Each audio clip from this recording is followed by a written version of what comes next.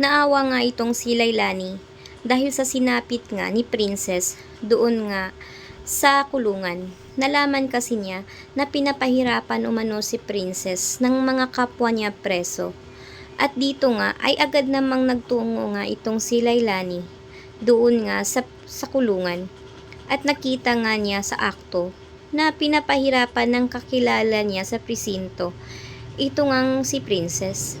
Kaya naman agad nga siyang sumigaw at sinabi niya dito na tigilan na nila ang pagpapahirap kay Princess dahil ang batang ito ay walang iba kundi si baby girl na dating ang pinanganak nga ito doon nga sa selda.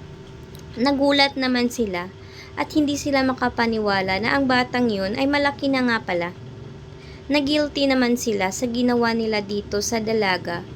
Kaya naman dahil dito, simula ng araw na yon ay hindi na nga nila sinasaktan itong si Princess. Humingi naman sila ng tawad dito sa dalaga dahil hindi nga raw nila alam. Nagpasalamat naman itong si Princess dahil kung hindi dahil kay Lailani, ay sana baka may masamang mangyari pa dito sa dalaga.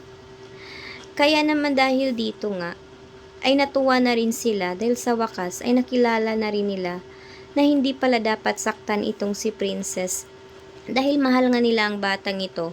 Simula nga naiwan ni Divina ito doon sa selda. Kaya na naintindihan na nila kung bakit nga mainit ang dugo nila dito kay Princess dahil nga kay Divina. Dahil galit nga sila dati ito kay Divina. Kung hindi dahil sa bata.